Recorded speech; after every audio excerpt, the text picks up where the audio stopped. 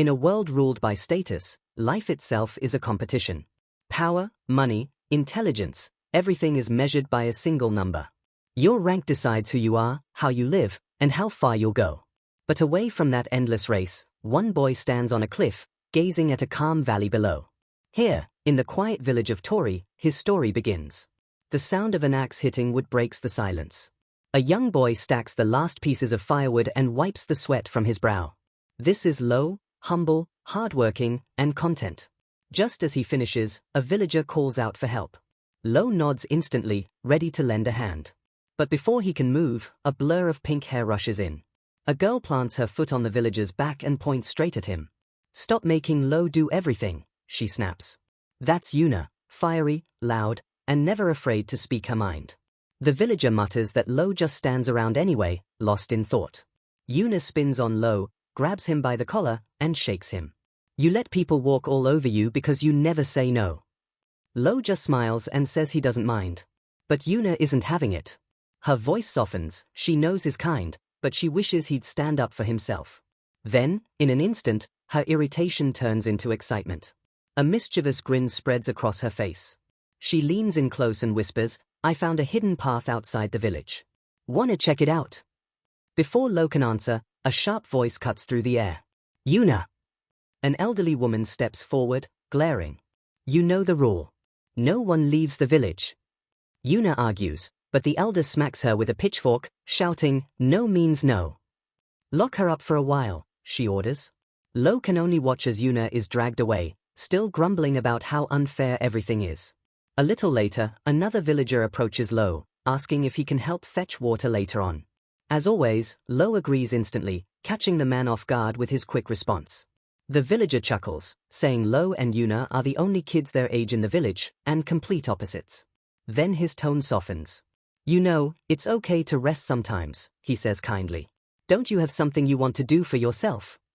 Lo looks down, thinking for a moment before answering quietly, "No. I'll help." The man has no words. Lo's thoughts drift back to the past, to the day he lost his parents. Alone and broken, the villagers took him in and made him one of their own. Since then, he's lived for one simple purpose, to return that kindness. A gentle smile crosses his face. "I really love this village, and everyone in it." The man's eyes glisten, touched by Lo's sincerity. He even offers to let Lo live with his family, but Lo politely declines, he's happy in the home his parents left behind. As he walks away, one thought lingers in his heart: these people are his world.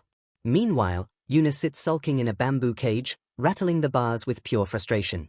"Let me out already," she shouts. Her grandmother sighs. "You should be more like Lo." Yuna stops mid-rattle, raising an eyebrow. "Grandma, why can't we ever leave this village? Merchants come and go all the time, so what's the big deal?" The old woman's expression turns heavy. The world beyond is vast and dangerous. Yuna presses again, refusing to drop it. The elder's face darkens with something ancient and sorrowful. Her voice drops to a whisper. "Because we are people who are resented." Yuna freezes. Resented? By who? No answer. Only silence, and a faint, dark aura curling around the old woman's hands. Later that day, Lo keeps his promise, hauling water at the village well. Out of nowhere, bonk, a small rock hits the back of his head. He turns, confused, only to spot Yuna peeking from behind a wall, finger pressed to her lips. She's escaped. Again. Lo stares in disbelief as she flashes a grin full of mischief. "You snuck out?" he asks. "Of course," she laughs. "I'm basically a pro at it now." Lo sighs. "That's not really something to brag about." Ignoring him completely, Yuna grabs his arm, eyes gleaming with excitement. "Come with me. I've got something amazing to show you." He hesitates, warning her that her grandma will lose it if she finds out, but Yuna just smirks. "Relax. It'll only take a minute." She drags him into the forest, sunlight flickering through the trees as they run. Finally, they stop at the edge of the woods. "We're here," Yuna says proudly, pointing ahead. Before them stretches a vast, breathtaking valley, a sea of green split by a crystal blue river winding far below. Lo's breath catches. The world he's never seen before lies right in front of him. Yuna throws her arms wide, her voice echoing across the cliffs. "Look, Lo. This is the outside world. It's huge."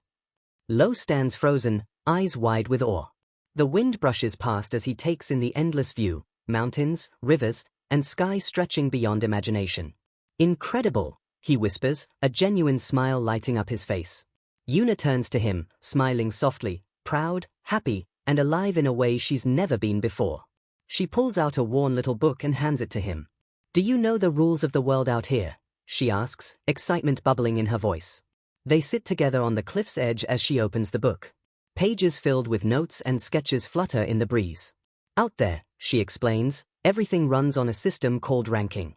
People, weapons, food, even doctors, it all gets scored. The higher your rank, the better your life. Those at the top are called rankers." Lo listens quietly, eyes on the horizon. To him, it just sounds like another set of rules. But Yuna nudges him playfully, her eyes gleaming. "Come on, Lo. This isn't boring, it's awesome. It's a challenge. I'm gonna become a ranker, an adventurer. I'll travel the world and make my name known." Lo shakes his head gently. "You know we can't leave." Yuna huffs, throwing her hands up. "I don't care. I've already decided." She steps closer, hand outstretched, voice filled with fire. "So come with me, Lo. Let's go on an adventure." Her tone softens. "You have to. You were born for more than this." Lo just stares, caught between disbelief and hesitation. "Don't you remember?" Yuna says suddenly. "When we were kids, a giant bird attacked me. I was terrified. But before it could grab me, you jumped in front of it." Lo frowns, confused. "That never happened." But Yuna shakes her head. "It did. Your eyes glowed green, and there was this buzzing, whooshing energy. You fought it off." Her expression turned serious. "From that moment, I knew. You may seem lost sometimes, but when it matters, you're stronger than anyone." Lo looks away, flustered, unsure what to say. Yuna smiles softly, reaching her hand out again. "You'll shine brighter out there, Lo. So come with me. Let's see the world together." Her faith in him is absolute. Later, the two walk down a narrow path surrounded by wildflowers. Yuna hums happily, bouncing with energy. Lo walks quietly beside her, lost in thought. "Thanks, Yuna," he says after a moment, his voice low but sincere. "But I love this village too much to leave." Yuna stops cold. Her face falls. Then she groans, snatching a stick from the ground and whacking him lightly. "Ooh, you stubborn dummy." When he doesn't respond, she throws her hands up and storms off. "Fine. Stay stuck in this boring place forever if you want." She runs ahead, her figure growing smaller against the golden horizon. "Be careful going back," Lo calls after her. She doesn't turn around. Lo watches her disappear down the path, a quiet heaviness settling over him. He looks back toward the open world, its vast beauty fading into the colors of sunset. "Rankings, he murmurs. The orange light dances across his face as the day slowly fades to dusk. Lo sits silently as the sun dips below the horizon, the sky melting into shades of gold and violet. He exhales softly. "Guess I should head back." He pushes himself up, brushing off the dirt. But then stops. Something in the air feels wrong. He looks up. His breath catches in his throat. Hovering above the distant skyline is an island, massive, dark, and impossibly high in the sky. Like a mountain ripped from the earth itself. "What is that?" he whispers. A strange blue glow flickers beneath it, a crystal-like structure pulsing with energy, growing brighter, louder, alive. Then, light. A blinding flash bursts from the island's core, condensing into a single, roaring beam that tears through the clouds, aimed straight at his village. The world explodes. The shockwave hurls Lo backward, the ground splintering beneath him. When the light fades, the forest around him is shredded, smoke curling through the air. He stumbles up, heart hammering. "Tori?" He runs. Faster and faster, crashing through the wreckage. "It's fine. Everyone's fine." He repeats it like a prayer. But flashes of Yuna's smile, the villagers' laughter, their kindness, all flicker through his mind, twisting into dread. He reaches the clearing. And freezes. The village is gone. In its place yawns a massive, smoking crater, charred earth where life once was. His voice cracks. "No, no way." He staggers forward, staring into the emptiness. "What is this? Where's the village?" His knees buckle. The scream that leaves him isn't human, raw, broken, filled with every ounce of pain he's ever held inside. Tears fall freely as memories crash over him. Their voices. Their warmth. Their promise that he was family. He pounds his fists into the dirt. Why? Why did this happen? His voice drops to a whisper. I was too late again, all I could do was watch. For a moment, there's only silence. Then, footsteps. A tall man appears at the edge of the crater, rugged and battle-worn. His shadow looms over Lo. Are you a survivor from Tori village? He asks. Lo can barely lift his head. Why yeah. The man's expression softens briefly. That must be tough. Then his tone hardens. But don't worry. That island, it's gone now. Lo blinks, stunned. Gone? What do you mean? You know what that thing was? Desperation floods his voice. He grabs the man's cloak, trembling. Please, tell me. What happened to my village? To everyone? The man's jaw tightens. He clearly knows more than he'll say. Forget the village, he says flatly, holding out a small piece of paper. Go to the place written here. You'll be safe. But Lo's eyes burn with rage. I don't want safety, I want answers. Look at the situation, the man shouts, gripping Lo's shirt. The village is gone. All of it. He shakes him once, then lets go. This isn't a world for a kid like you. Forget the past and move on. He turns away, voice dropping to a low warning. If you keep digging, you'll end up like them. Don't become another casualty. Lo stares after him, shaking. No, he whispers. A single tear hits the dirt. And then, Yuna's voice echoes in his mind. Even though you space out all the time, when it really matters, you're stronger than anyone. The words ignite something inside him. A soft green light flickers around his hands, then spreads, swirling faster and faster until it roars to life, vibrant and alive. The air crackles with power. This is the moment Lo awakens. The mysterious man freezes, eyes wide as a sudden surge of energy ripples through the air. Lo rises slowly, green light flaring around him, his gaze blazing with unshakable resolve. He clenches his fists. I'm going to that island, he declares, voice trembling with power. And I'll bring everyone back, no matter what. The man takes a step back, stunned. Lo's mind flashes to the past. A small boy standing in the wreckage of a landslide. His parents, gone. His tiny hands clutching at nothing. Alone, lost in the dark. Then, a gentle hand reached for him. The people of Tori village, smiling, warm, offering him not pity but family. And Yuna, her voice bright, her hand always outstretched, a flower in her grasp. They were everything he had. And now, they're gone. That memory ignites the fire in his chest. Lo screams into the wasteland, his voice echoing through the smoke and ruin. I'm going to that island, and I will bring everyone back. The force of his cry shakes the ground itself. The green light around him bursts into a violent storm of energy. The man shields his face, staring in disbelief. This kid, how does he have this much power? That energy, prana. The mental force that exists in all living things. Most never even sense it. Fewer still can control it. Only the gifted, the fighters, artists, musicians, can channel it to enhance their skills.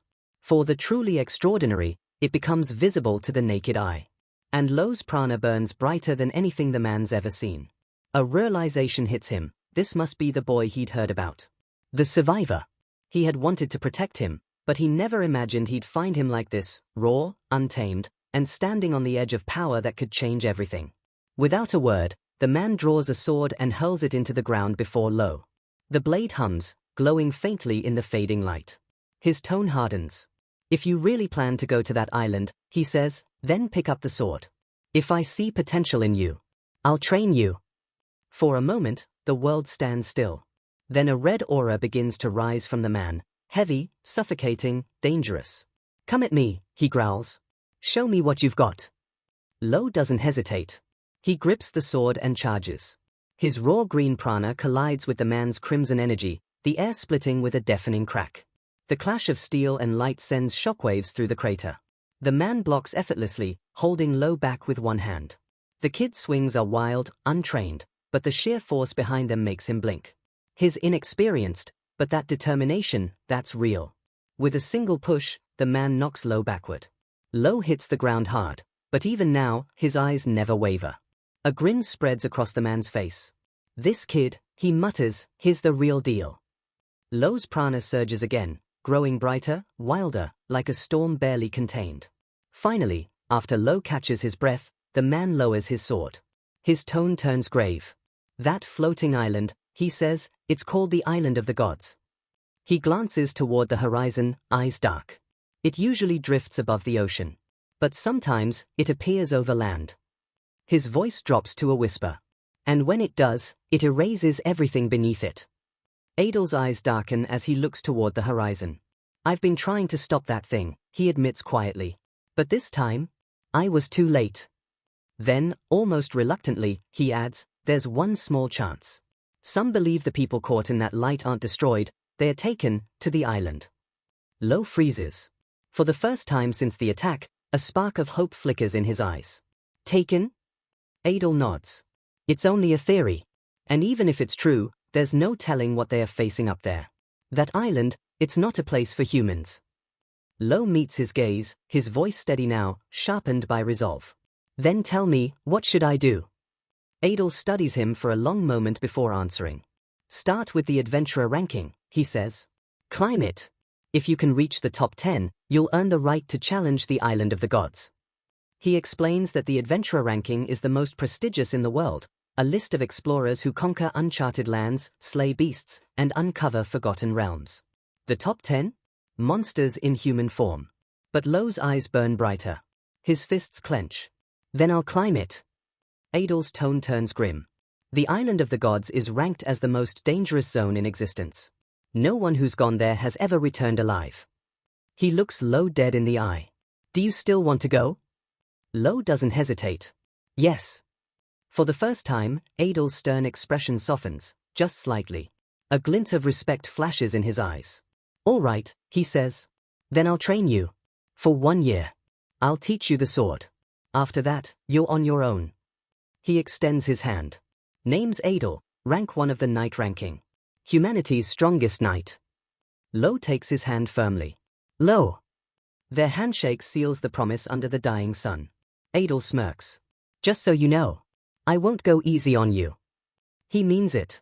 Even now, a faint scar marks his arm, the first blood anyone's ever drawn from him. A single untrained swing from this boy had done the impossible.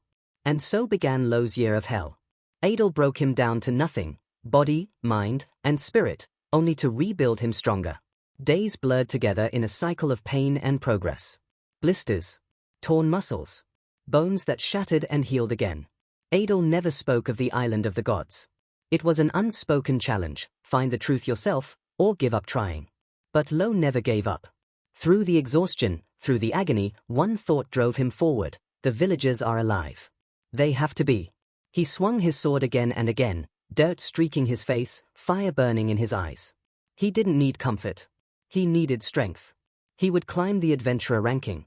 He would reach that island. And he would bring them back. 1 year later. The two stand once more atop the same cliff where it all began. The morning light stretches across the valley below. Adel turns to him. Are you ready? Lo's gaze stays fixed on the horizon. His voice is calm, certain. I've been ready for a while. He thinks of Yuna, her laugh, her stubbornness, her dream of seeing the outside world. She was the one who wanted adventure. Now, it's him taking that first step. He closes his eyes briefly. Yuna's dream. I'll carry it from here. Adel gives a small nod. Let's go, Lo. Lo follows, without hesitation. Yeah. At 17, Lo is no longer the gentle village boy he once was. He stands taller. His eyes are sharper. His resolve, unbreakable. He is the disciple of humanity's strongest knight. And his journey to the Island of the Gods begins now. Our story now moves to the Balta Kingdom, home to the bustling capital city, Trikista. At the heart of the city stands a grand marble building crowned in gold, the Recognition Bureau, the gateway to fame, fortune, and power. Inside, a quiet knock echoes through a paper-cluttered office. At her desk, a young woman is fast asleep, half buried under mountains of documents. Look! Look! A voice calls from the doorway. The knock comes again, louder this time. It's almost time. Look jerks awake, slamming her hands on the desk and scattering papers everywhere. Oh no, I overslept again. In the doorway stands a tall woman with sleek black hair and glasses, her expression unimpressed. Were you up all night staring at rankings again? Look scrambles to fix her hair, flustered. Technically, that is part of my job. I work for the bureau, remember? Her colleague sighs. Exactly. Which is why you should take care of yourself. You're supposed to judge rankers, not become one of their statistics. Because the Recognition Bureau isn't just any organization, it's the global authority on ranking. Its golden crown emblem represents fairness, precision, and power. Bureau agents are dispatched across the world to evaluate rankers and adjust their standings. It's one of the most respected and most demanding professions out there. Look pouts. Well, as a low-level employee, I have to work twice as hard if I ever want to get promoted and actually do what I really want. Her colleague raises an eyebrow. And what is it you really want? Look grins mischievously. Heh, that's a secret. The woman chuckles. You know, the fastest way to rise is to become the exclusive agent of a top-tier ranker. Look nods, then groans dramatically. Yeah, but there aren't any interesting ones lately. Everyone's just, meh. Her colleague smirks. Maybe your standards are too high. Look leans over the balcony, gesturing wildly. It's true. The rankings used to be thrilling. But now? It's all the same names at the top. No excitement. No shake-ups. What's the point if nobody's challenging the throne? Her colleague laughs softly. You really are a ranking maniac. Look strikes a proud pose. Guilty as charged. I've got a severe case. They approach a massive set of ornate doors. Look sighs dramatically, gazing up. Still, I can't help but wonder, maybe somewhere out there, there's a rising star. Someone who'll turn the entire system upside down. Her colleague pushes open the doors. Then you might be in luck. Before them stretches a colossal hall, packed wall to wall with people. This, the woman says, is the Adventurer Ranking Registration Exam. And it's more crowded than ever. A nearby forest had recently been declared a danger zone, drawing in countless hopefuls. Look's sharp eyes scan the crowd instantly. Owl Darces, mercenary, ranked 753. Eddie Markman, archer prodigy, ranked 402 from the Markman family. Her colleague blinks. You know all that just from a glance. Look smirks. Please. I work for the bureau. I can see people's rankings. Her eyes flick from person to person. Merchant ranker, knight ranker, seaman ranker, guide ranker. Her colleague laughs, shaking her head. All correct. Impressive. Look folds her arms, smug. As expected. Comes with the territory. Then she launches into a rapid-fire explanation, barely pausing for breath. The Adventurer rank is the most popular because it grants access to restricted zones, monster territories, exploration permits, basically, everything fun. Okay, I get it, her colleague cuts her off with a chuckle. Just then, someone calls the woman over to the registration desk. One moment, look. She turns, and standing at the counter is a calm, composed young man. It's Lo. I was told to come here to register, he says simply. The woman nods. You're in the right place. All adventurer registrations go through the bureau first. Lo meets her gaze, expression steady. Then let's begin. I want to register for the adventurer ranking. The woman behind the desk smiles. You're just in time, the exam's about to start. Lo nods. Perfect. She slides a form toward him. Fill this out. The entry fee is 3,000 del. Without hesitation, Lo completes the form and places a small pouch of coins on the counter. She checks it, then hands him a thin tag stamped with his examination number, 53. Head to the waiting room, she says. As he walks past, Look watches him closely. There's something about his quiet, focused aura that pulls her in. Probably some country bumpkin who doesn't even know what the Recognition Bureau is, she mutters. Her colleague sighs. It's been a while since we've had to explain the basics. But then, Lo pauses mid-step. Do you need help setting up for the exam? The woman blinks, taken off guard. Are you being sarcastic? Lo shakes his head. No. I'm serious. And with that, he walks away. A short while later, the exam begins. The examiner stands before the crowd. There will be 3 parts, she announces. A written exam, a practical exam, and a final evaluation. Your total score will determine your ranking, so don't give up until the end. The test starts, and within minutes, groans ripple through the room. The questions are brutal. Geography, monster biology, navigation, trade law, it's enough to make even veterans sweat. Finally, the time is up. The practical exam will begin in 2 hours, the woman announces. We'll meet at the forest entrance once the written tests are graded. As the candidates leave, Look appears, clutching a mountain of papers. Help me. There are so many this year. Her colleague laughs as they sit down to grade. But then Look freezes. Her eyes land on one paper, number 53. She remembers him immediately. That quiet guy with the intense eyes. Her expression shifts from curiosity to horror. Every single answer is wrong. Sea roots? Wrong. Monster classifications? Wrong. Even the easy ones, marked with huge red XS. She stares in disbelief. How do you even fail this badly? Slumping over the desk, she groans. Poor newbie. Probably didn't even know which side of the paper to write on. 2 hours later, everyone gathers at the forest edge for the practical. The second exam, the woman explains, is a treasure hunt. Collect items from this list. Each item is worth points. Fighting is forbidden. The candidates glance at each other, already confident. This'll be easy, one says. I'm great at tracking. Same here, another smirks. The signal sounds, and they're off. Dozens of hopefuls vanish into the trees. Look finally collapses into a chair beside her colleague. Finally, a break. Her colleague laughs. How many do you think will pass? Half, maybe, Look guesses. They all seem decent this year. Anyone catch your eye? Look sighs, twirling her pen. Not really. Nobody stands out. Time passes. From the forest, Owl Darces, the mercenary ranked 753rd, strides back with a confident smirk. Am I first? He asks, dropping a small stone onto the table.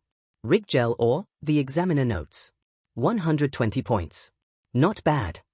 There's still time left, she adds, but the higher your score, the better your starting rank.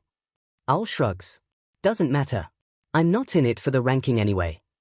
Moments later, another figure jogs up, slightly out of breath, Eddie Markman, the prodigy archer from a famous family. Th, second again, he mutters, handing over his find. The examiner's eyes widen. A flock feather? That's worth 180 points. Eddie grins, though the disappointment in his eyes is clear. The competition has only just begun.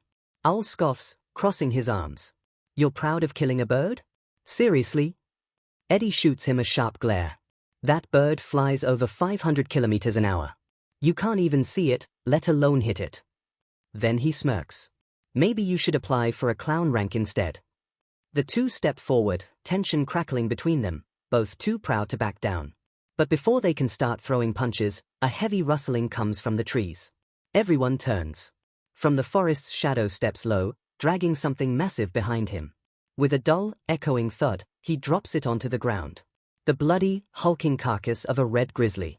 Dust explodes around it. Silence falls over the field. Low looks up, his expression blank. I didn't know how to remove the gallbladder, he says flatly. So I brought the whole thing. Can I submit it like this? The examiner blinks, speechless. Yes, that's acceptable. Look just stands there, jaw hanging open. The result is announced. Red Grizzly's gallbladder, 300 points. The highest possible score. A wave of gasps ripples through the crowd. No way! He took down a red grizzly alone. What is with that guy? Look rushes over, eyes wide. How did you even know what this was? Your written exam was a complete disaster. Low's answer is calm, almost casual. They used to show up near my village. Look turns to one of the other candidates. Did anyone see that fight? The man stammers, eyes wide in disbelief. I did. He didn't even give it a chance. The memory flashes. The towering beast lunges, Low's sword halfway drawn. And then a blinding green light slices through the air. The red grizzly falls in one clean motion. It was over before the creature even hit the ground. Look can only stare, speechless, at the quiet boy who just did the impossible. Later, the candidates gather in a massive underground arena for the final exam. The examiner's voice echoes through the hall. Tell me, what must an adventurer fear most? No one answers. She points to them, eyes sharp. Humans. She explains that adventurers deal with bandits, pirates, and other hostile rankers, so the final exam will be a mock battle against each other. One of the participants finally gets it. So that's why you didn't tell us beforehand. To stop us from forming teams. Before the match list is even announced, A burly man stomps toward Owl Darces. You. Fight me. Owl raises a brow. You sure about that? The man sneers. I've heard the mercenary rankings full of thugs. Guess that makes you third-class trash. The insult lands hard. Owl's expression darkens. In one swift motion, he slams the hilt of his sword into the man's gut. Wham! The challenger collapses instantly, out cold. Owl exhales. My bad. Lost my temper. The examiner sighs. He was going to fail anyway. I'll let it slide. Murmurs ripple through the crowd. Idiot, who challenges a high-rank mercenary like that? He got what he deserved. The examiner starts to announce Owl's next opponent. But Look suddenly steps forward, interrupting her. Look, what is it? Her colleague asks, noticing the sudden tension in her eyes. Look doesn't answer, her gaze is fixed across the arena, locked on someone. Look's eyes lock onto low down in the arena. I want to choose his opponent, she says suddenly. Her colleague blinks. Here? Why? Just trust me, Look replies with a small, knowing smile. Moments later, as the earlier matches finish, the announcer's voice echoes through the arena. For our 8th match, number 27, Owl Darces, and number 41, Eddie Markman, versus number 53. A wave of confusion spreads through the stands. Low steps forward calmly, his expression unreadable, one hand already resting on the hilt of his sword. The announcer clarifies, this will be a 2-on-1 match. Owl and Eddie will fight together against number 53. What? Owl growls. You've got to be kidding. Eddie scoffs. It's been a while since I was this underestimated. Up in the stands, the examiner turns to Look, panicked. Wait, Look. Are you sure about this? Look shrugs casually. Probably. But inside, her heart is racing. If my instincts are right, that man is a monster. Down below, Low's eyes flicker, cold, sharp, and glowing faintly with power. The arena falls silent. Two promising rankers on one side. A complete unknown on the other. Everyone holds their breath. Match start. Eddie instantly leaps back, narking an arrow as Owl charges forward. An arrow whistles through the air. But Low deflects it with a single effortless swing, not even looking up. Owl closes in, his curved blade slicing toward Low's neck. Clang! Their swords collide, sparks scattering like fireflies. The sound of steel reverberates through the arena. They clash again, and again, each blow faster than the last. From the stands, one examinee squints. Can you even see what's happening? His friend shakes his head. Nope. Just the sound. Low twists, parrying a heavy strike and forcing Owl back a step. The mercenary snarls. What kind of monster is this kid? Before he can recover, Eddie unleashes a flurry of arrows. But Low moves like a storm. Every arrow is swatted aside, metal meeting metal in a rapid rhythm of ting-ting-ting. Not a single shot lands. One arrow ricochets off the ground, flying into the stands and making the spectators duck in shock. Gasps ripple through the audience. Down in the arena, Low hasn't moved an inch. Owl and Eddie stare at him, disbelief written all over their faces. This guy, Owl mutters. He's not normal. He's got to be a high-rank knight class. Eddie nods, gripping his bow. Maybe. But I've never seen him before. Low finally speaks, his tone calm and controlled. Are you two ranked in other categories as well? Owl grits his teeth. Mercenary, 753rd. Eddie follows. Archer, 402nd. Low nods once. I see. Then the air changes. A faint green aura flickers around him, quiet at first, then pulsing brighter. His eyes narrow. And in the next instant, boom! A massive wave of prana bursts from his body, flooding the entire arena like a storm. The walls tremble. The ground cracks.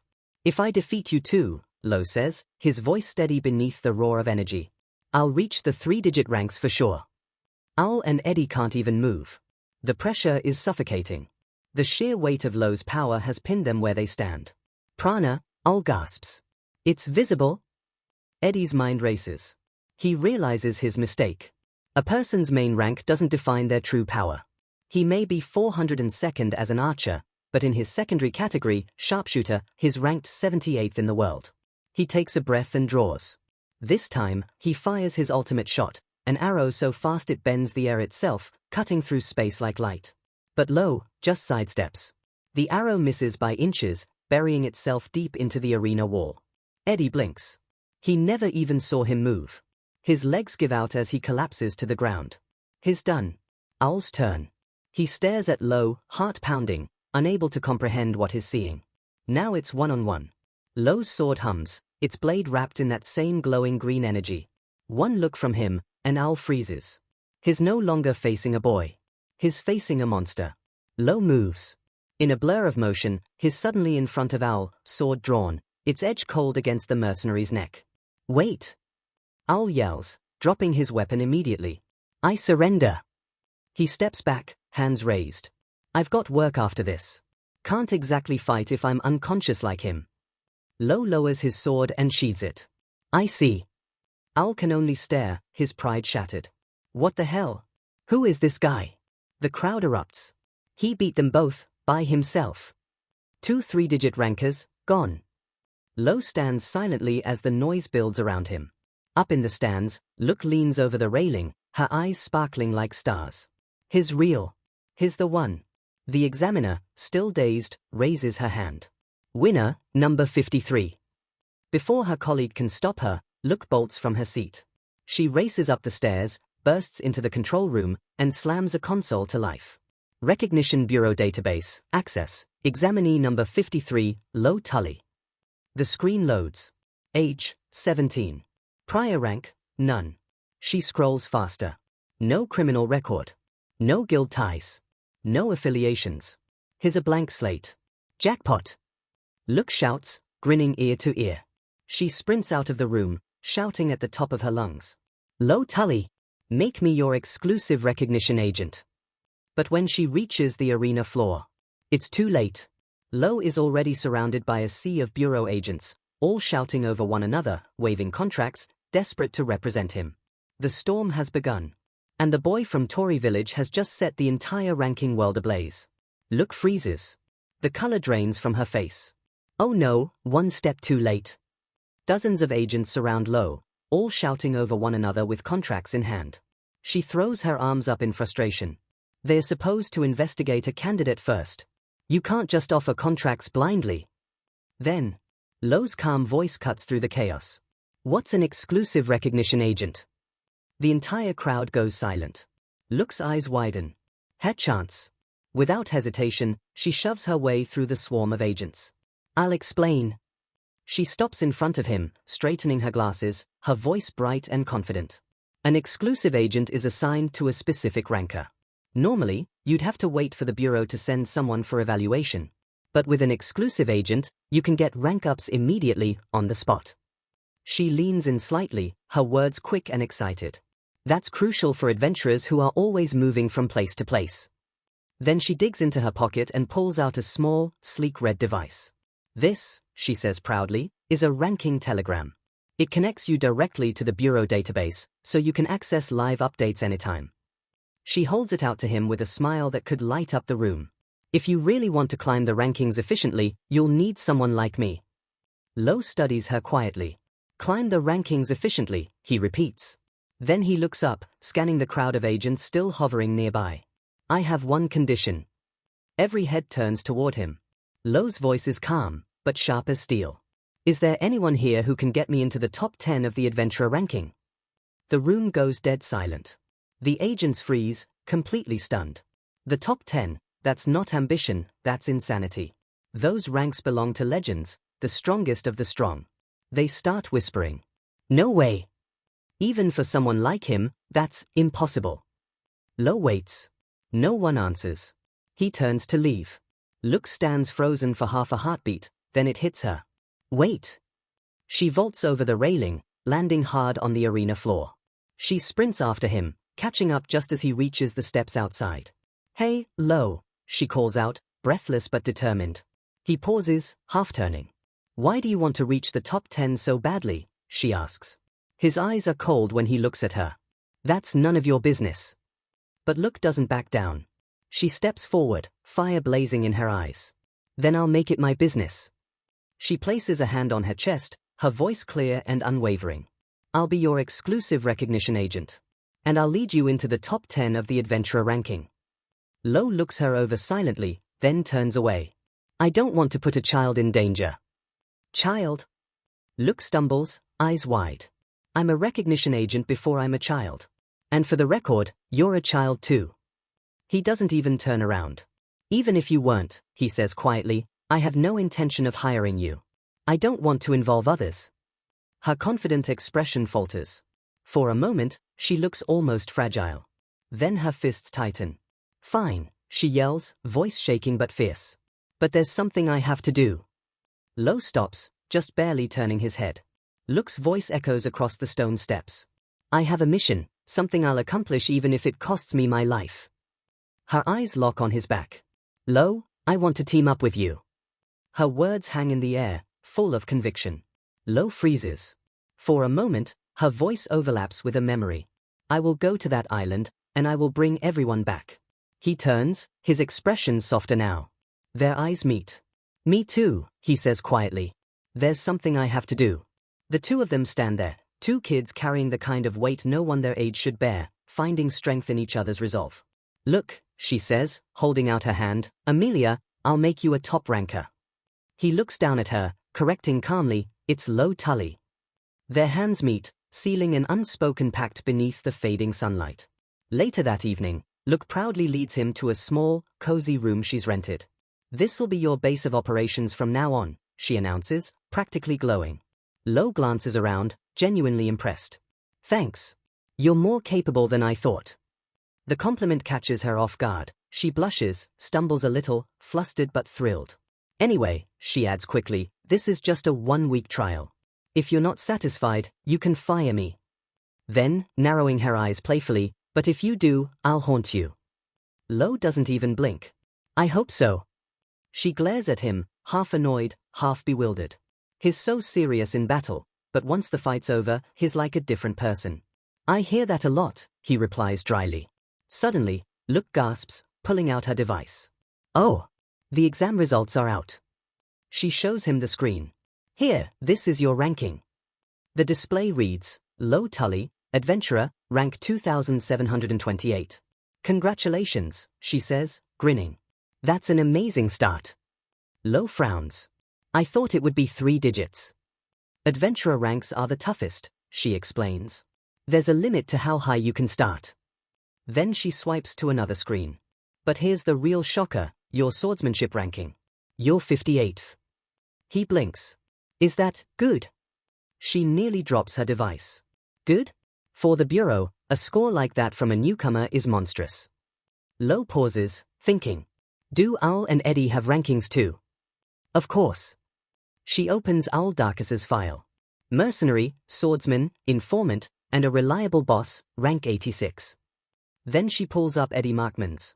Archer, sharpshooter, scout, and mushroom cultivator, rank 19. See? Having multiple rankings helps them land more work, she explains. You should probably register for a few others too. But Lo cuts her off. I'm not looking for work.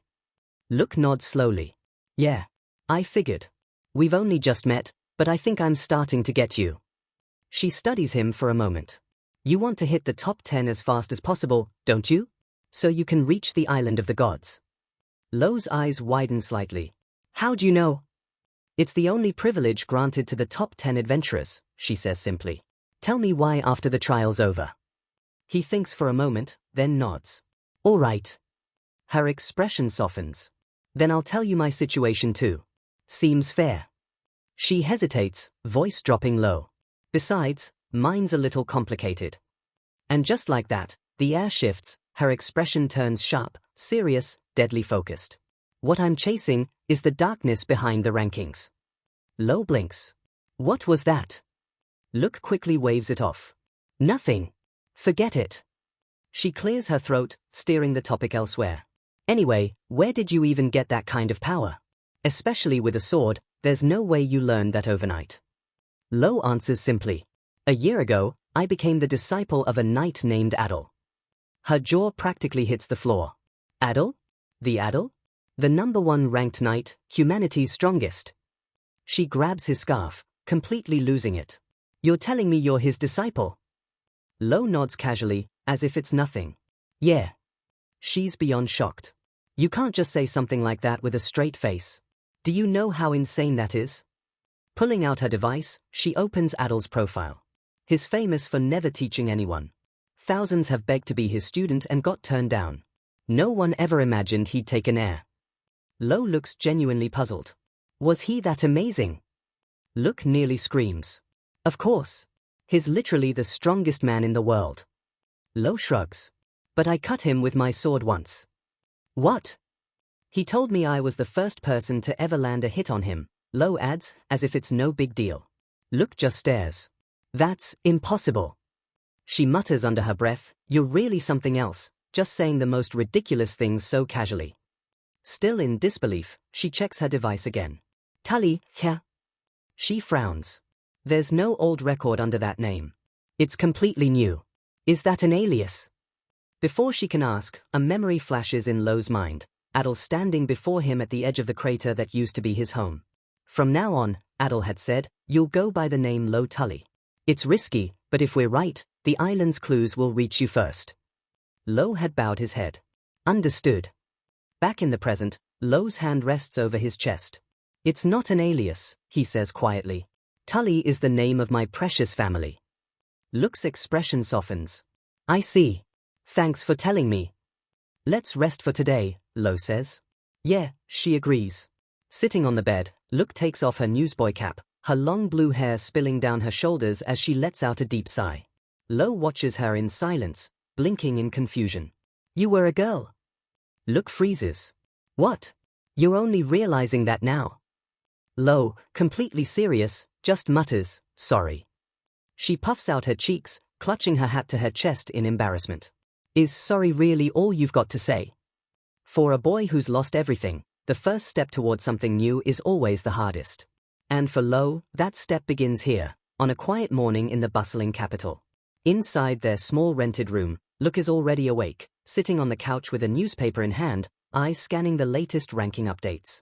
Downstairs, Lo appears, fully dressed and ready. She glances up, a little surprised. You're up early. He grunts softly. Was drawing water. Morning, Look greets cheerfully. Lo returns the greeting with his usual calm expression, impossible to read, but steady as ever. In the quiet of that small rented room, the two stand side by side, an unlikely pair ready to take on the world. Look stretches, running a hand through her long blue hair. All right, she says with a smile, time for breakfast, and for the first step of our long journey.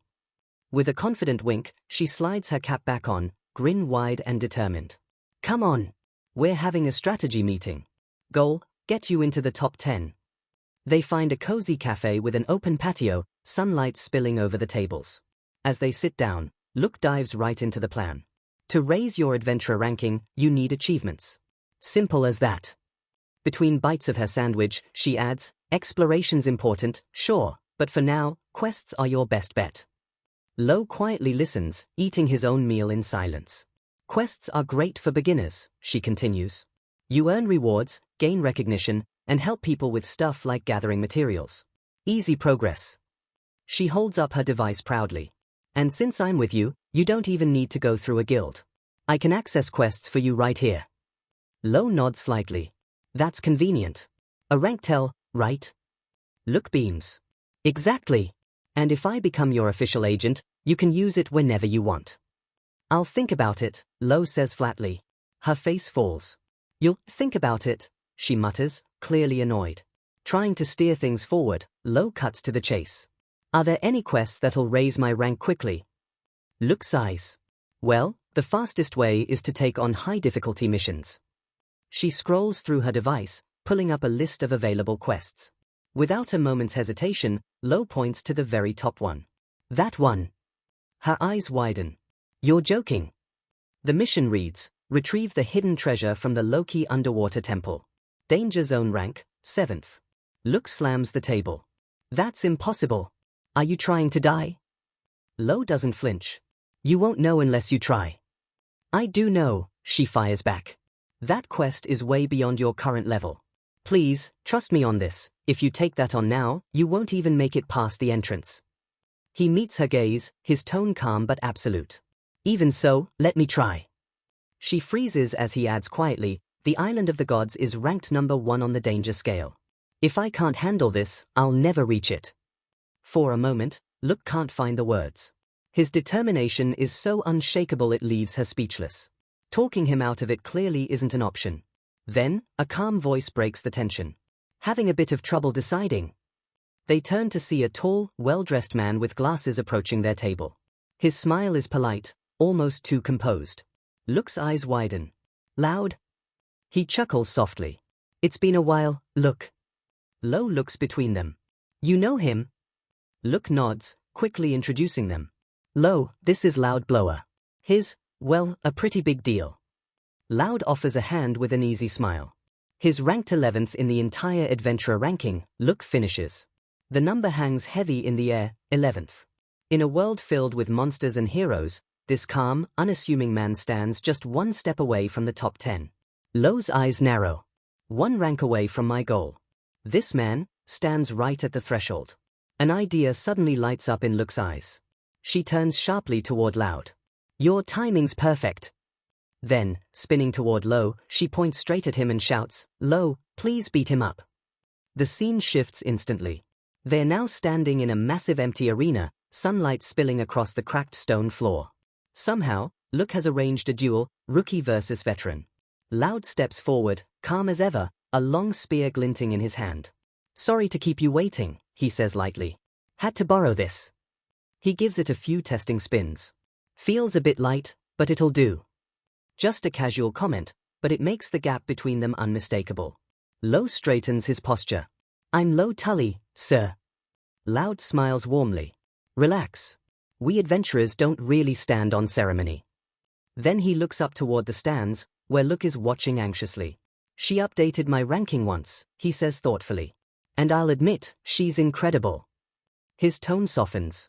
It's not just her knowledge, it's her conviction. Her passion to make the rankings truly fair. Most agents don't have that. He offers her a respectful nod. If she's asking for a favor, I'm happy to help. Then, glancing back at Lo, his smile takes on a sharper edge. She did make one request, though, please teach this stubborn beginner his place. He twirls the spear effortlessly, the weapon singing through the air. She must really care about you. Lo doesn't answer. His eyes are locked onto Loud, unblinking. A single bead of sweat slides down his temple. He can feel it, the sheer pressure radiating from this man. The air hums. A fiery aura blooms around Loud, alive and crackling with power. Lo knows, if he charges in recklessly, he'll be impaled in an instant. From the stands, Look leans forward, shouting his name. Lo! This is your chance, learn from this. Just once, see how vast the world really is. She's not trying to humiliate him. She's trying to save him from his own reckless drive. Lo closes his eyes. The vastness of the world. A flash of memory hits him, the day his entire world was swallowed by a single beam of light. His eyes snap open, burning with a cold, unshakable resolve. I already know. A massive surge of green prana explodes from his body, tearing cracks through the arena floor. The ground trembles. Match set, Lo Tully, rank 2728, versus Loud Blower, rank 11. From her spot in the stands, Look raises her arm high. Begin! A deafening clang echoes through the arena as their weapons collide in an instant. The shockwave ripples through the air like thunder. Lo pulls back, prana blazing around him, analyzing his opponent with razor focus. They clash again, a blur of motion, sparks bursting with every strike. Loud is pushed back a step, surprise flashing in his eyes. His channeling prana into every movement, every swing. Lo's sword flows like water, each strike seamless and fluid. Loud parries, his expression tightening. This technique, it's the Sword Saint style. A secret art, passed down to only one chosen successor. But Adol would never. He shakes off the thought. No. Now's not the time. The duel intensifies, a flurry of steel and light, each impact echoing through the vast arena. And yet, through it all, Loud's calm smile never fades. Even in the midst of the storm, the 11th ranked adventurer looks utterly at ease. Loud lowers his stance slightly, still perfectly composed. You know, he says with a faint smile, I'm still quite relaxed. Lo doesn't answer, but he's starting to feel it. The strain. Each exchange is a deadly dance of steel and light, every one of his strikes instantly counted, every step met with flawless precision. The air hums with energy as Loud's thoughts race. His prana, it's stronger than mine. But it's not just strength, there's something else, something foreign, a faint shimmer unlike anything he's ever seen before. Loud leaps back effortlessly, landing several meters away. His eyes narrow as he studies Lo. Lo tilts his head slightly, silent, questioning. Then Loud asks, "What race are you?" Lo blinks. "Race." The word catches him off guard. Loud's tone hardens. "That glow in your prana, it's not something you learn. It's something you're born with." Then, with a casual shrug, "Well, whatever." His expression shifts. "If you won't tell me." He slams the butt of his spear into the ground. The sound echoes through the arena like thunder. "Then I'll just dig the answer out of you." He pulls out a small crystal, its surface pulsing faintly. "You can use incantations too, right?" Lo stares, blank. Incantations? He doesn't even know what that means. But Loud doesn't wait. He begins to chant. At once, a wave of scorching energy erupts from his body, swirling around him like a living flame. The ground trembles under his feet. His voice grows louder, sharper, each word burning with power. Golden fire twists and gathers, taking form. Dozens of swords materialize in the air around him, blazing, radiant, and alive. With a final word, he completes the chant. Block Wind Tribe's incantation. The sky itself seems to ignite. An army of flaming swords now hovers above, all aimed straight at Lo. Loud's friendly calm is gone. His voice is flat, cold. "Use your incantations," he warns. "Because if you don't, you're going to die." Lo can only stare. The pressure is overwhelming. So this is it. The power of a top-ranked adventurer. Loud adjusts his glasses, the faint reflection of fire dancing across the lenses. He's no longer testing a rookie, he's demonstrating the wall that separates the elite from everyone else. Without another word, he swings his spear. And the sky falls. The blades rain down like a meteor storm, searing through the air with deafening force. Lo moves instinctively, his sword flashing in desperate arcs, deflecting, slicing, dodging. But for every blade he blocks, 10 more take its place. "It's useless," Loud says calmly. "An ordinary sword can't block an incantation." He flicks his fingers, and the fiery barrage intensifies, the swords exploding downward in relentless waves. The arena floor is torn apart by each impact, stone cracking, dust rising, fire sweeping through the air as Lo retreats under the storm. Each breath is a battle. Each step, survival. Then, a voice echoes in his mind, faint, but clear. "Lo, you're still rough when handling your prana." Adol's voice. His master. "Once you learn to control it, you'll start to use techniques." A younger Lo had looked up back then, confused. "Techniques?" Adol had smiled faintly, drawing his massive sword. "Watch closely." A surge of red prana had burst from his blade, splitting the air itself. The sheer pressure had made Lo's knees tremble. Now, in the chaos of the present, that memory ignites something inside him. Lo's eyes snap open, clear, focused. He channels every last ounce of prana into his sword. The green aura around him surges, compresses, and sharpens until it feels like the air itself might shatter. Then he moves. Flashblade. A single word. The world erupts in light. A surge of green energy bursts from Lo's sword, an enormous wave that tears across the arena like a living storm. A blinding arc of light forms, hurtling straight toward Loud at impossible speed. His eyes widen slightly. Fast. He braces, his stance shifting just as the attack hits. The flashblade collides with a roar, the impact shaking the entire arena. A massive explosion of green and gold energy engulfs the space, light spilling out like fire in the air. Loud stands firm, his golden swords forming a radiant wall in front of him, his incantation reacting instantly to meet the strike head-on. The two forces crash together, green and gold tearing through each other in a cataclysm of raw power. The arena floor cracks, the shockwave rippling through the stands as dust and wind spiral outward. When the light fades, Loud exhales slowly, eyes narrowing. A super high-speed slash, almost invisible. Impressive. But before Lo can recover, the aftershock hits him like a hammer. The force of Loud's power sends him flying backward, slamming him into the ground. He tumbles across the stone floor, his body scraping and rolling until he finally comes to a stop. The gap between them is painfully clear. Loud stands unshaken in the heart of his golden storm, surrounded by hundreds of floating blades. "Admirable," he says quietly. He clenches his fist, the air still humming with residual energy. But the wall is high. From above, the arena looks like a battlefield frozen mid-storm. Lo's small figure lies amid a swirling vortex of golden swords, a single human dwarfed by overwhelming power. In the stands, Look watches in shock. Her hands grip the railing, knuckles white. This was never the lesson she imagined. Below, Lo stirs, forcing himself up on trembling arms. His vision blurs, his body screams in pain, but his eyes burn with defiance. Loud gazes down at him, his expression turning to cold steel. Do not underestimate the adventurer ranking. He slams his spear into the ground, and the world erupts again. The full power of his incantation detonates in an explosion of light. Golden blades rain down like meteors. Lo can only mutter a quiet curse before everything is swallowed by white. The blast tears through the arena, dust and heat flooding the air. When the chaos finally settles, silence falls. As the smoke clears, the scene becomes clear. Lo lies motionless at the center of a massive crater, his body bruised and battered. His sword lies beside him, cracked but still faintly glowing. Loud stands above him, the last of his golden swords dissolving into shimmering motes of light. The fight is over. He turns away without a word, his footsteps echoing in the empty arena. An official's voice cuts through the silence. Winner, Loud Blower. Loud doesn't even glance back. He walks toward the exit, calm and composed, until he reaches Look, who's been waiting silently at the edge of the field. Are you satisfied? He asks softly. Look nods. Yes. Thank you. She forces a faint smile. He should understand his place now. Loud studies her for a moment, his gaze sharp. You talk a good game, he says quietly, then glances back toward Lo's fallen form. But you believed he'd win, didn't you? Look freezes.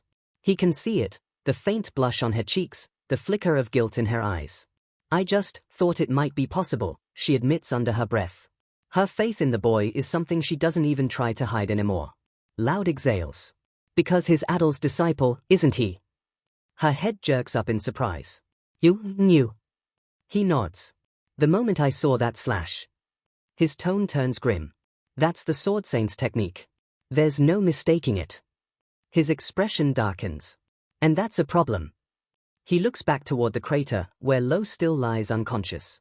That style is sacred, passed down for generations to a single successor among the knight rankers. And yet, an adventurer wields it. He adjusts his glasses, voice low.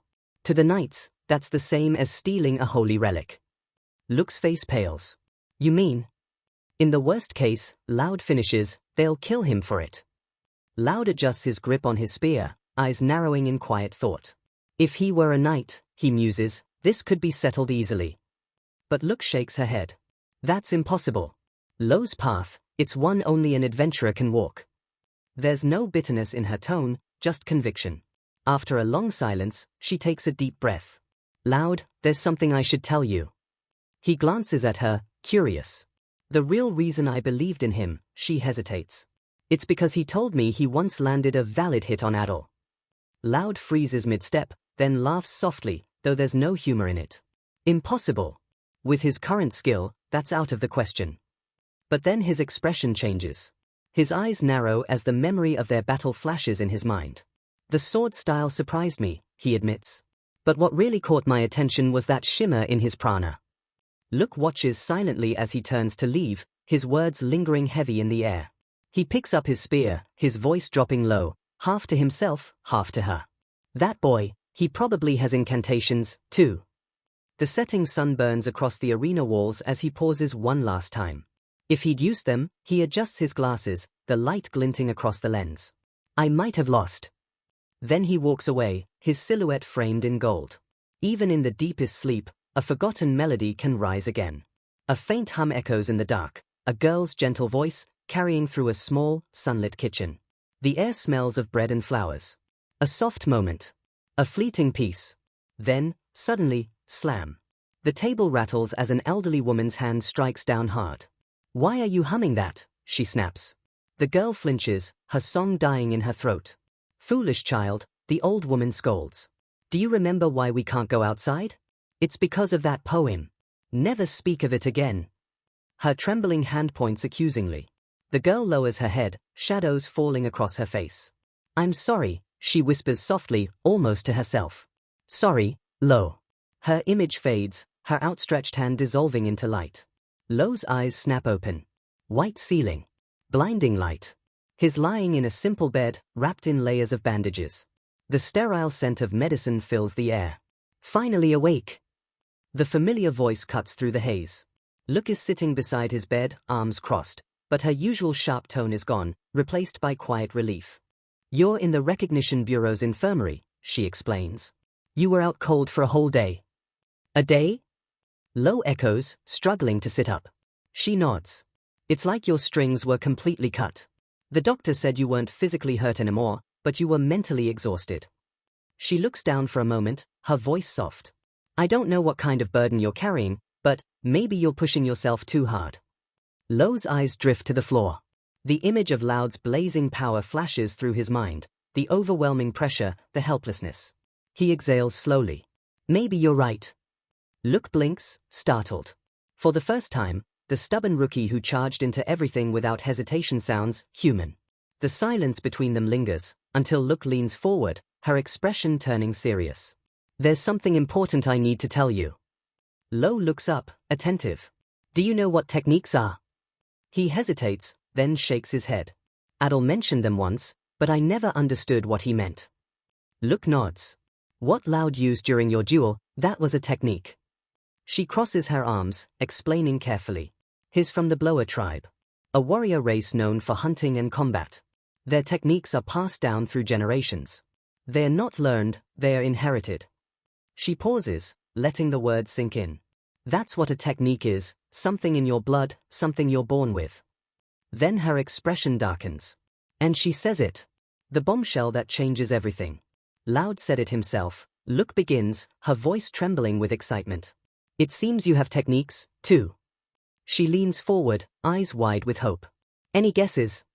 Lo's mind flashes instantly to the dream, the girl humming that forbidden song, the old woman's rage, the poem she was never supposed to speak of. The melody echoes faintly in his memory. And then, understanding flickers in his eyes. I think I might, he says quietly. That's all Look needs to hear. Great, she shouts, practically jumping out of her chair. She throws both arms up in victory, spinning into a pose right on his bed. You have no idea how amazing that is. Having a technique is a huge deal for a ranker. Her energy floods the room like sunlight. This just proves it, you can reach the top. Without wasting another second, she whips out her device. And guess what? I already found your first commission. The screen lights up, Ecological Survey, Ozaban Forest. Recently designated a danger zone, ranked 48th, a challenge, but not suicide. Her grin fades, replaced by a more serious tone. But there's a catch. Lo listens, expression unreadable. Adventurers have been disappearing in that forest, she explains. Even ones ranked in the 800s, gone without a trace. She pauses. If you can solve the mystery, your rank could jump at least 200 places. High risk. High reward. Lo doesn't hesitate. I'll take the commission. Look's eyes widen slightly at how sure he sounds. He looks at her, not with arrogance this time, but with quiet trust. He knows she wouldn't send him somewhere he couldn't handle. She smiles back, proud. All right then. But listen carefully, there are rules. The Ozaban Forest is a protected area. No harming the local wildlife, no tampering with restricted zones. Lo nods once. And if I break the rules? Your ranking drops, she says bluntly. Doesn't matter how strong you are, if you damage an ecosystem, your reputation tanks. And in this world, reputation is everything. A soft chime rings out from her device, quest accepted. Look jumps to her feet, throwing her arms wide. Then it's settled. This is the start of your real journey, the first step to climbing the ranks. She pumps her fist, eyes burning with determination. Let's do our best together. For the first time, Lo's lips curve into a small, genuine smile. Yeah. Scene shift, Ozaban Forest. A vast, otherworldly landscape stretches beneath a sky stained in violet hues. Strange mist curls around ancient trees, and the air hums with quiet danger. A lone figure steps into the forest, Lo, cloak fluttering behind him, sword at his side. His new journey has begun. But deeper within those same woods, something else is already moving. A muffled cry. A man's feet kick helplessly as a muscular figure with long dreadlocks lifts him off the ground by the throat. The sound of snapping bone cuts through the silence. The body drops lifelessly to the dirt. The dreadlocked man sneers, brushing the blood off his hand. Killed another one, here? Whatever. He glances toward the shadows. The Recognition Bureau won't care about some low-rank nobody anyway. With lazy steps, he approaches a large wooden cage nearby.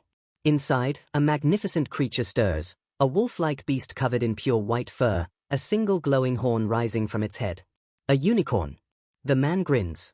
Just selling that horn alone'll shoot my rank into the triple digits. From the darkness, a voice answers smoothly. Or, it says, you could rise even faster.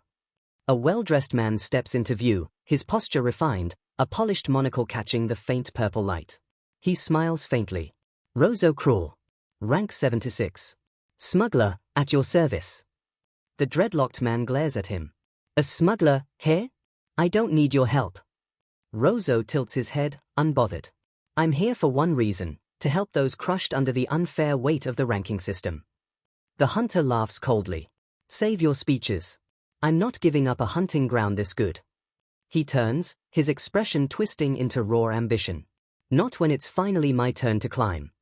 His name is Dulcaniris, adventurer, rank 672nd, and his voice thunders through the trees. I'll make it into the top 100. No matter what it takes. His roar fades into the forest wind, carried into the endless unknown. The first step into a new world is always the most thrilling, and the most dangerous. Fall low and look, that step begins here, at the gates of the Azaban forest. Low approaches the guards, handing over his identification card. Standard procedure for any danger zone entry. The guard scans it, eyes flicking to his rank. 2728th, here. He hands it back with a nod. All right. You're clear.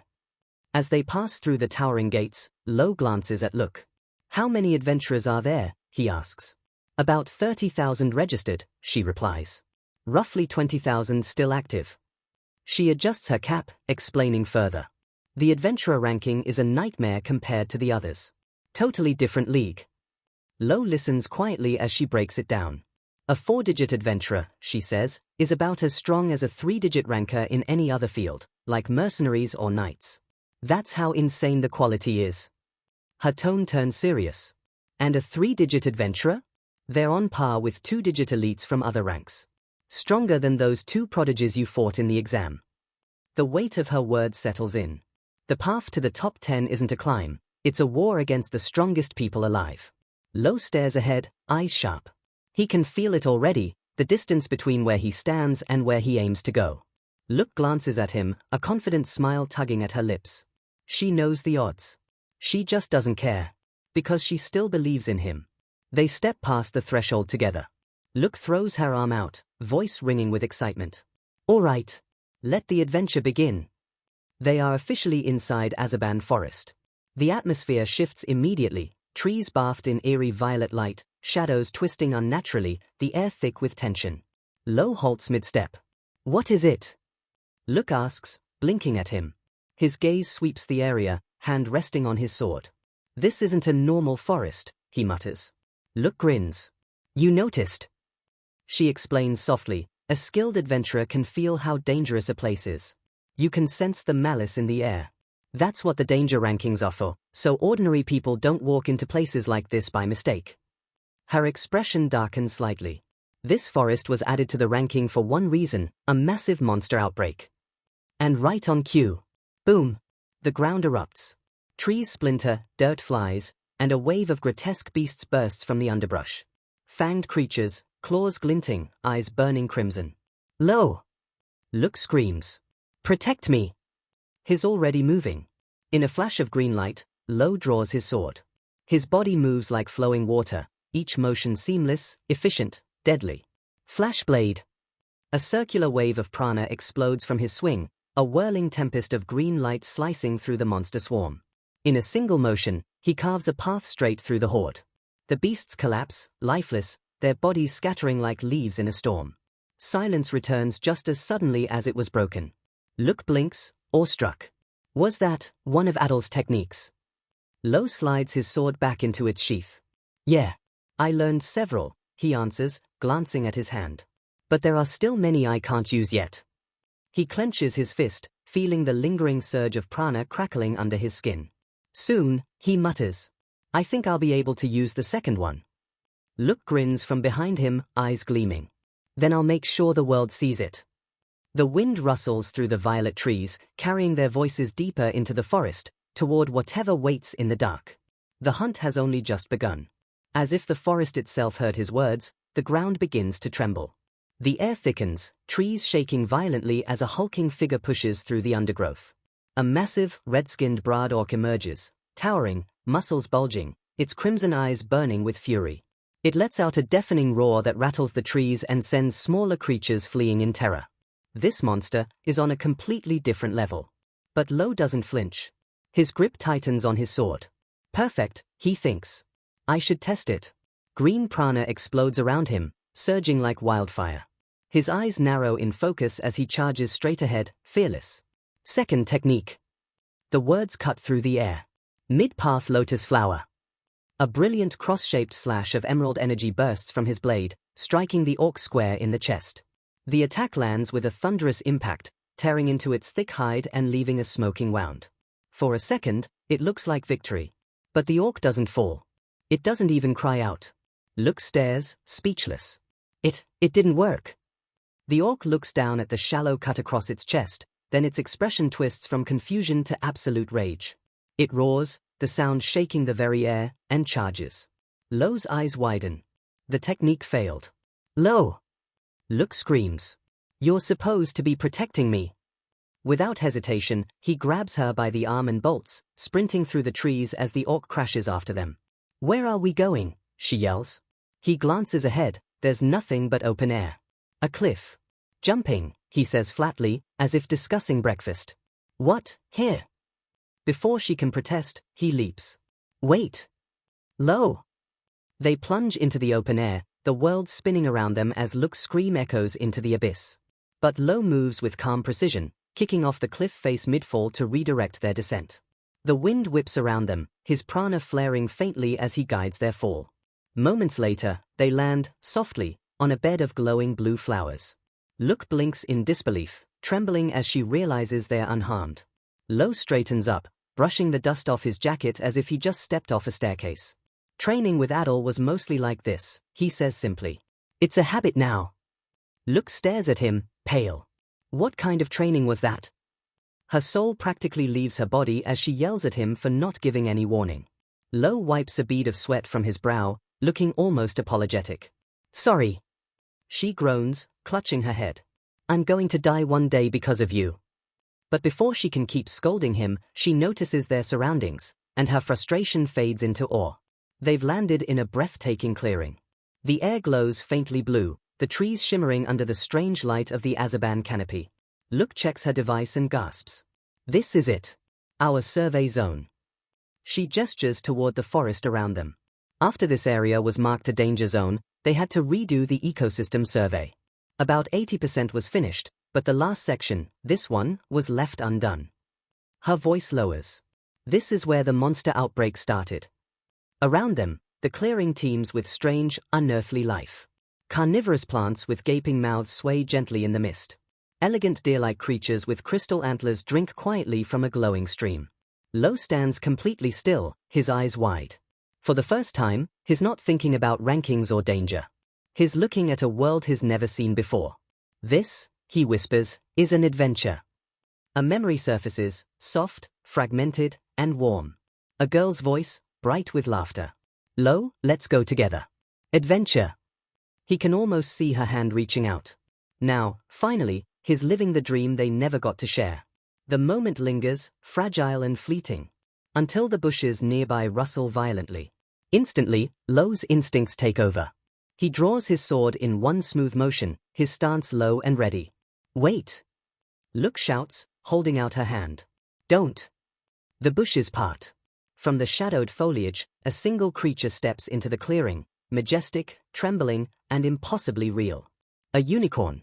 Its once pure white coat is matted with dirt, its flank streaked with blood. A deep gash marks its leg.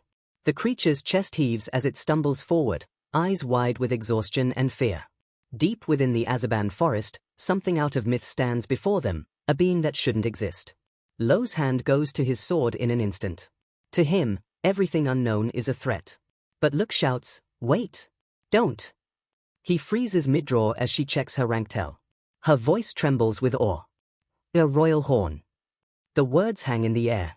A creature so rare it's practically legend, on the verge of extinction. Worth more than kingdoms.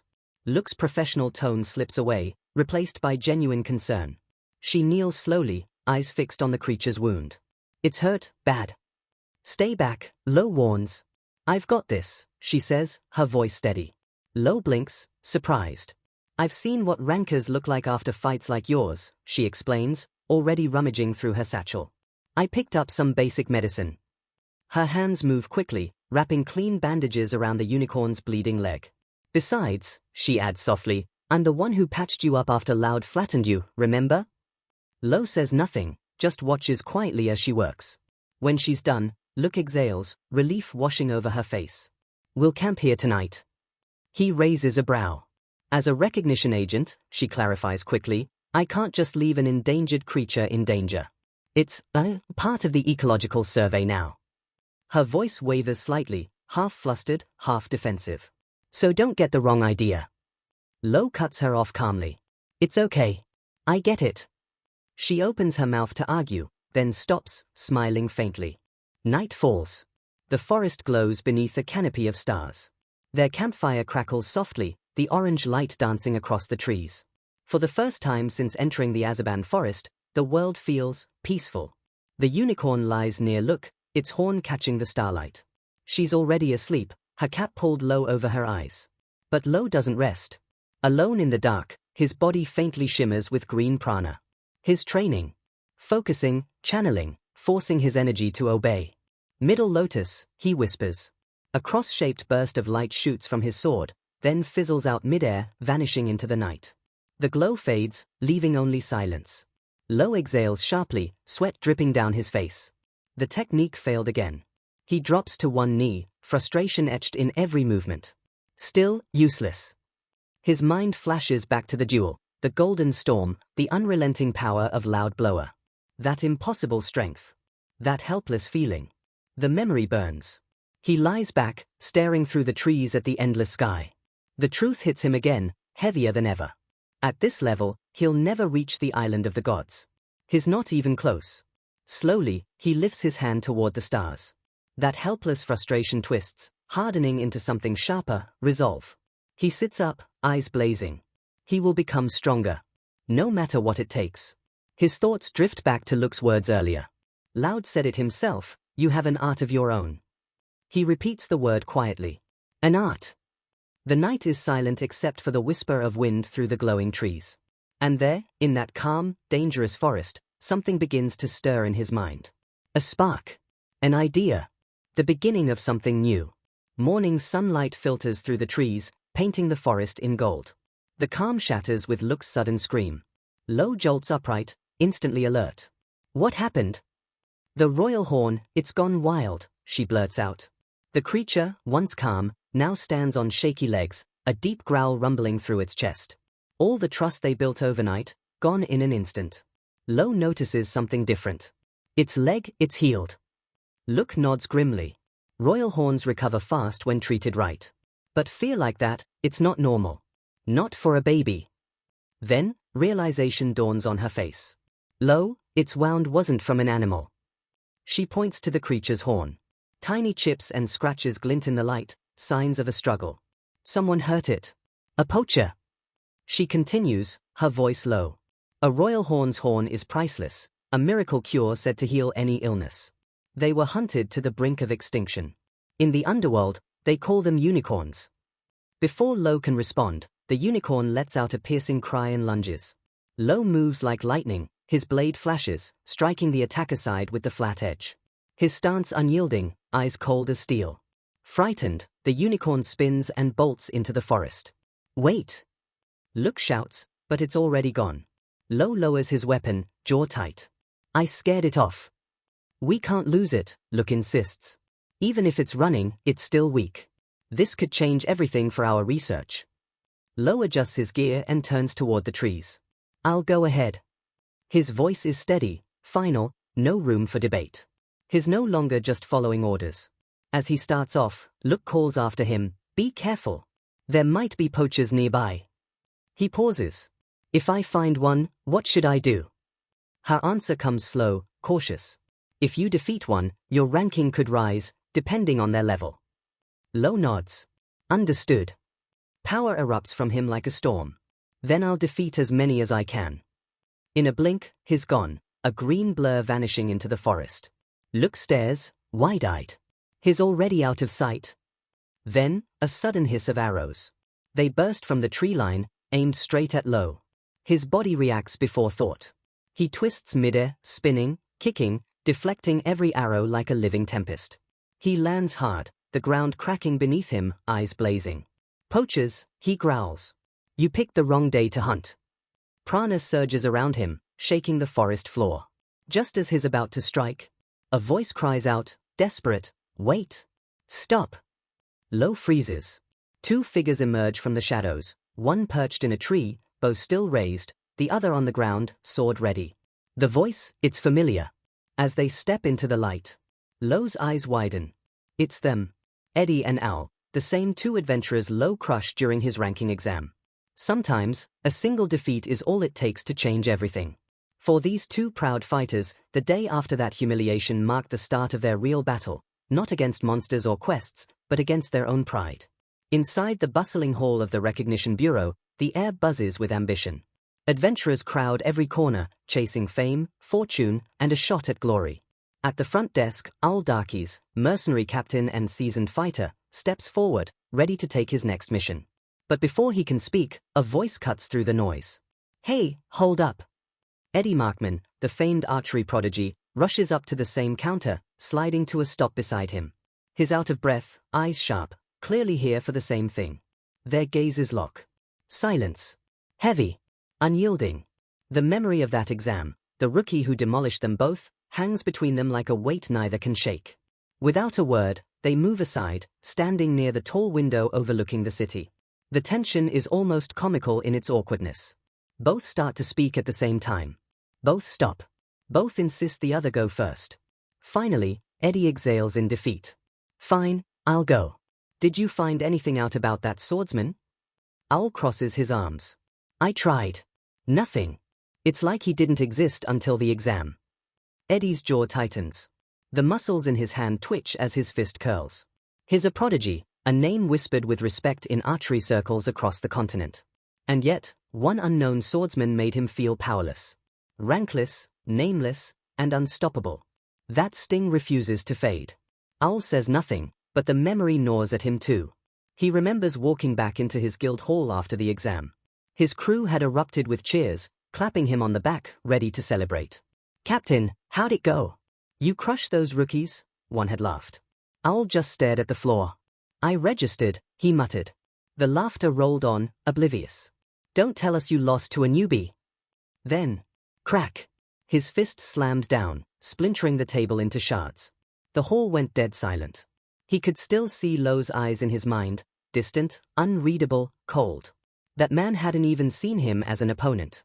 To Lo, Al wasn't a rival, just an obstacle on a much greater path. That realization burned deeper than the defeat itself. The next words he spoke changed everything. From now on, training's tripled. His second-in-command tried to protest, but Al was done listening. It wasn't about climbing the ranks or earning better pay anymore. That day, he understood something brutal. The world was far bigger than his pride. If he wanted to stand on that same battlefield again, he'd have to rebuild himself from the ground up. His pride demanded nothing less. Back in the present, Al lowers his weapon, eyes locked on Eddie. You're not the only one still haunted by that loss, he admits. I never cared about rankings before, but now, I can't let that defeat define me. He reveals their standings, cold, hard numbers that burn more than any wound. Al Darkies, rank 6,725. Eddie Markman, 631st. And Lo Tully, he pauses, jaw tightening. 272,728. Eddie's lips curl into a grin. Perfect. That just means we have a target to chase. Their goals align in that instant, two proud adventurers united by a shared humiliation and a single name. Without hesitation, they take on a joint commission, one of the deadliest they could find, the Azaban Forest. The logic is simple. The greater the risk, the faster the climb. Now, that same forest hums with tension. Three rivals stand face to face once more. Owl and Eddie freeze at the sight before them. Lo Tully, the man who shattered their pride, stands alive and very real. Shock flashes between them, but Lo doesn't waste a heartbeat. "We'll talk later," he says, sliding his blade back into its sheath. The hunt's still on. Before either can respond, he vanishes, a blur of green streaking through the trees. "Wait!" Eddie breaks into a sprint, arrows clattering against his quiver as he catches up. "What's going on?" Lo's answer is curt, his focus never wavering. An injured royal horn appeared. "I thought you were poachers." Ahead, the unicorn's silhouette flashes between the trees, still running for its life. Without slowing, Lo calls out, "If you want to move fast in a forest, use the ground." He demonstrates in a heartbeat, feet landing on roots and rocks, each step launching him forward like a spring. Eddie watches, eyes wide, before mimicking the movement. For an archer, he's fast, faster than expected, but Lo is something else entirely. His momentum is relentless, each stride sharper than the last as he pushes toward their quarry. They break through the brush, and freeze. The unicorn is cornered, trembling, backed against a ravine. Before it looms a monstrous creature, catfish-like, its slick, purple hide glistening in the gloom. Tendrils lash through the air, slicing through branches as it guards its prey. Owl steps forward, calculating. A ranged shot could hit the unicorn, he mutters. Then his tone shifts, commanding, precise. "Eddie, aim for its eye. Lo, get ready to move." "On it." Eddie's bow sings. 3 arrows fly, tracing perfect arcs through the air. Thud, thud, thud. Each one buries deep into the monster's eye. The creature shrieks, staggering back. Owl wastes no time. "Now, Lo, take its legs." Lo moves. A streak of green and silver flashes through the clearing. His blade sings once, twice. And the beast's legs collapse beneath it.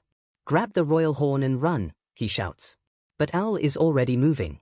He dives past the falling monster, scooping the stunned unicorn into his arms. The ground quakes as the creature crashes down, missing him by inches. He lands lightly, the unicorn safe, its head resting against his chest. "Nice timing," Eddie calls, lowering his bow. Owl smirks. "I'm used to giving orders." The smugness in his tone makes Eddie's eyebrow twitch. Lo stands nearby, sword dripping with the monster's ichor, watching the two with quiet intensity. 3 rivals. 1 forest. The hunt isn't over, but something between them has shifted. A memory surfaces. Luke's voice echoes in Lo's mind, calm, sharp, unwavering. "Your swordsmanship is exceptional," she'd said. "But if you want to reach the top 10, raw skill alone won't carry you there." Back in the present, Lo watches Owl and Eddie move together, their rhythm almost instinctive. Despite their constant bickering, they fight like 2 halves of a single mind. Strategy. Precision. Trust. Lo looks down at the unicorn resting in his arms. A quiet realization settles in his chest.